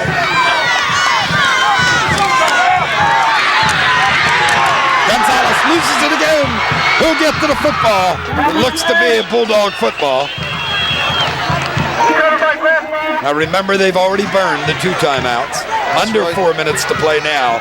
They better hurry. In the locker room at halftime, I was in there observing, and they were talking to them about how slow they are getting up to the ball. And we see it again, and I remarked about it earlier. They take forever to get a play called and get to the line of scrimmage. Boy, what must be going through Gonzalez's mind right now?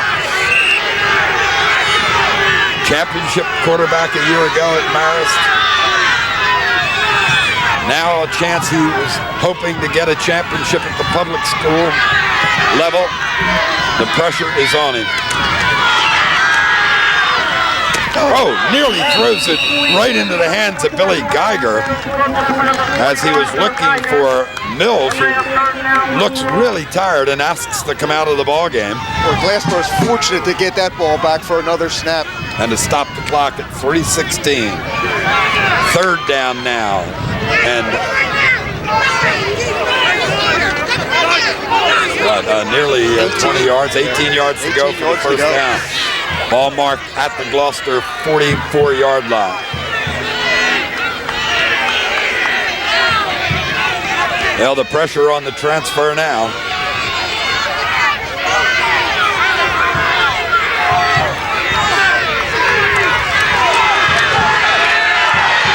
Throws it up in the air, going long.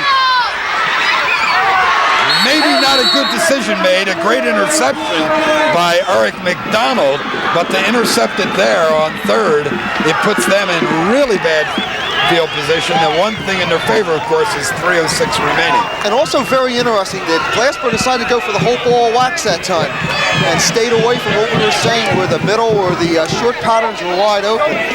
But I always thought as a coach, though, I want the football in my hands. Yeah. Well, they'll mark it at the 6-yard line. We'll get a sense to see who is missing from the field. Conway's still there. Bolton's still there. Smart.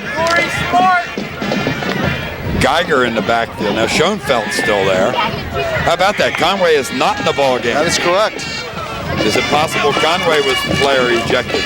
As carrying the football will be Billy Geiger. It must well have been. It must that could have been because he was carrying the ball on that play. And remember how he just walked 25 yards behind the line of scrimmage after the play. That's correct.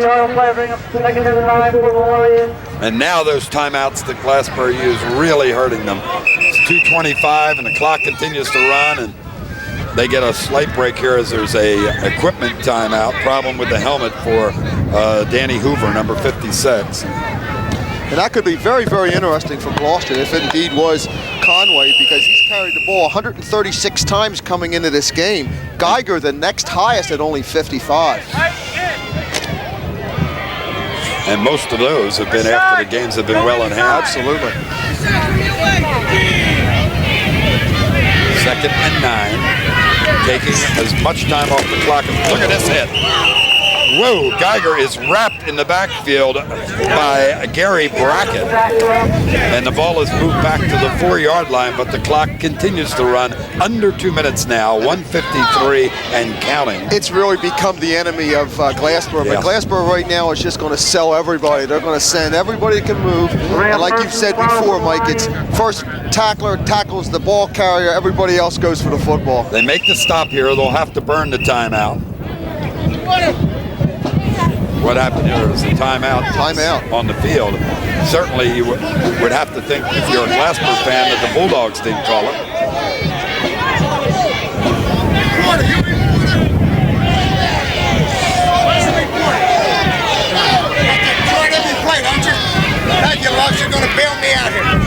Mullen having trouble figuring out what down it is. It's only third from our... Right, he's gone down to Irma Oliver Yes. of today's Sunbeam to get the information on what down it is. I can't believe that. I cannot believe that they would do that, but they are correct, fortunately. Well, we've had a few games that have mysterious fifth downs. Yep. Now, if Gloucester were smart, they would have stayed in the huddle for an additional 30 after he, or 25 after he blew it. It would seem unfair if they did that. That's true. Now, in terms of not putting time back on, which they may do, but if they started it and gave... Back to 2:05. Oh, not that far. Timeout was 2:05. No. Put it back to 2 minutes, 5 seconds. We had it counted down under 2 minutes. Under 2 minutes. Well before that. So Charlie Mullen says put it at 2:05. Now I'm going to go by you and say I'm going to take my whole 35 seconds now. Yeah. And that's what I'm saying would be unfair if they now give them that. Well, one way they could do it is start it right now. That's true. By the time it got down to time to come to the line at 2:05. It's a shame that in this situation that you have these kinds of confusions. Now we have a very interesting situation that could happen on fourth down. Would Coach Harris, with a fourth down, take a safety? Why not? He's got a 12-point lead. Right, and he has an open kickoff coming at the 20-yard line, so he doesn't have to worry about a blocked punt for a touchdown or so whatever. They get 2 there, and then even if they scored on the punt from the 20-yard line, you're still down. They still only, and get the 2-point conversion. Right. They only get 8, so it's still 24. 22. 22, yeah, 24-22. So wouldn't be a bad decision. Gloucester comes to the line right at the 2-minute mark. Bolden is going to count it, looks like, and see how much time he can take. Worst case scenario, he could take a delay and then do the safety. Yes. Instead, he turns, gives it to Hagan, who gets good yardage. Now Glassboro should call the timeout. And now I believe we're going to get the final timeout by Glassboro. Yes, at 1:36. Now Harris will come out and discuss that option. That run, though, most definitely helped Gloucester because now there's plenty of room to punt. But the suggestion I still think comes down to take the safety. Well, it'll be up to Leon Harris. He's done such a super job there. Boy, he has, and what a great job of preparing his team during the week for the game. Coach, you have no timeout. The opposite now is if they go for the punt, do you send the form to try to block the punt and risk the chance of roughing the kicker? Well, down there I wouldn't, because I'm going to get great field position and the possibility of a run back anyway. And if I do block it, chances are it's going to roll out of the end zone. And, which is your 2 points anyway. 2 points anyway. That Rafferty on the far sideline, former head coach of Gloucester Catholic. He does a great job. Joe, his brother Jim, is one of the coaches at Delsey High School. Well, we'll see what happens with Billy Geiger standing in the end zone. He could take that snap and go to the knee. He doesn't look too ready to punt. Let's see. Yep, he's going to get it off. And there's that high one. Scott wants to get away from it. He will, and they will start from their own 35-yard line with 1:28 remaining. Well, real gutsy move by Coach Harris, and it paid off for him. Now what they have to do is just play good pass defense. Well, the Classic Division champs, as the clock starts, and I'm not sure Glassboro realize they better hurry, where they are taking far too much time.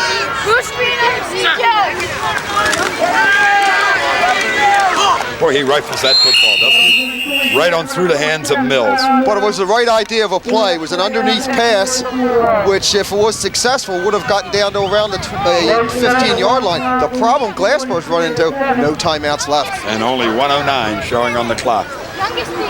So from what we gather, Paulsboro's already put their game away against Florence. And they will wait the victor here. Of course, something important between Paulsboro and another South Jersey final, and that's West Stepford on Thanksgiving Saturday. A game we will have here on Channel 5 for you. Crosses the middle. Good job. Catch. Thomas into the end zone. 35-yard touchdown. Just 1 second shy of a minute left. 24-18. Well, Mike, the first thing out of old coaching was I watched as the play develop, the outside receiver come back and throw an outstanding block, and now Glassboro has a chance. 35-yard touchdown pass. Thomas on the receiving end. How about this? Will there be a successful conversion in this game?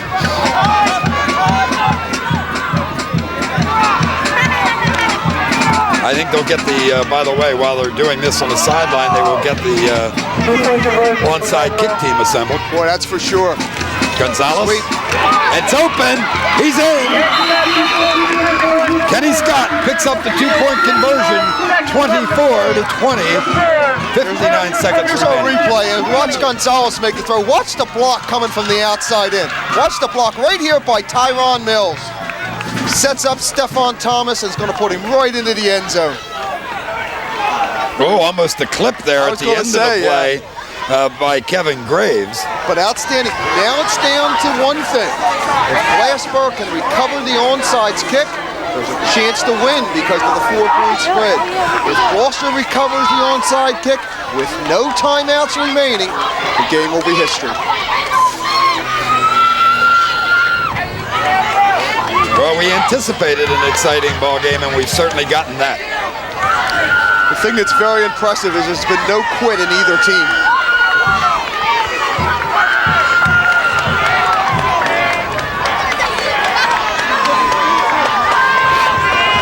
Harris facing the sideline.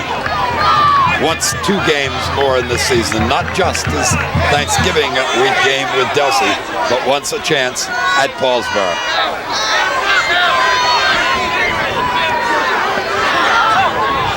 This alignment, of course, illegal at the college ranks this year. You have to have at least 4 on either side of the football. Everybody lining up but one on the right side of the football. Remember, the ball must go 10 yards unless touched by Gloucester. There's the bounce you want, but it's going to be covered perfectly. Good hands done that time by guess who? One of the backs, number 28, Billy Schoenfeld, who was put up on the front line just for that reason. Boy, you hit it right on the money. You want to hit it so it rolls over twice and gets that big hop. Clock will now run. Glassboro cannot stop it. Bolden, you can bet, the experienced quarterback will know how to count in this situation and take as much time as possible. That's for sure, and very, very frustrating now for Glassboro to know they can't get the ball back. He's just going to go to a knee. And does. 32-30, may not be another play in this ball game. But Gloucester did a great job. Their 2 backs were right to cover Kevin Bolden so he wouldn't get a shot. Boy, Mike, just an outstanding football game.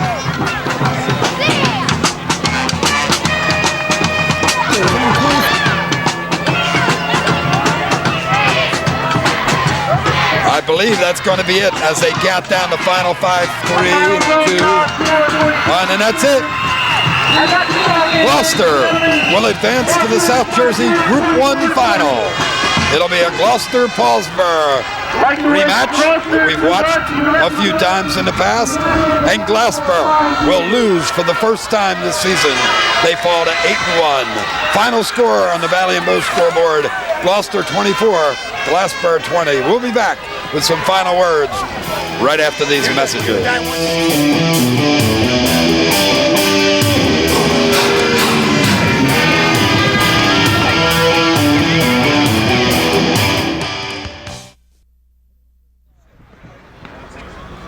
Today's game has been brought to you by PB's Restaurant in Glassboro and the Harrison House of Mulliga Hill. Fabulous soups to desserts. We add that homemade touch.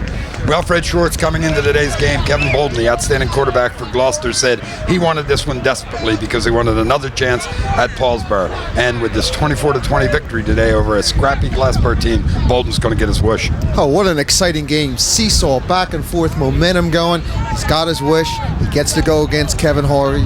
What a showdown that's going to be. The last score that we had here today was something like 38-6 Paulsboro over Florence, and I could feel that Florence probably didn't come back in that ball game.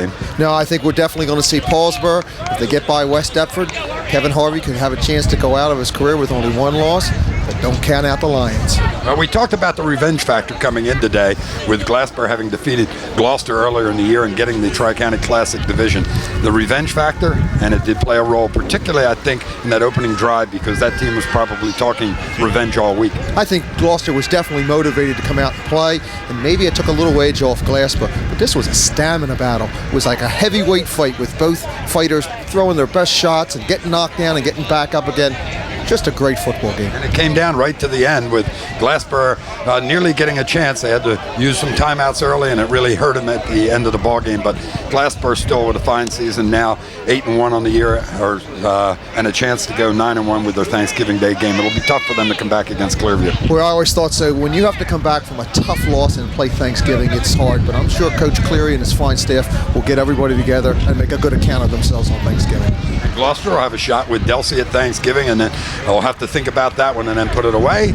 And they'll go against Paulsboro, and we'll have that one, I'm sure, on Channel 5. So now for Fred Schwartz and Channel 5, I'm Mike Linder. Final score again today, 24-20, Gloucester on top. We'll look for you next time.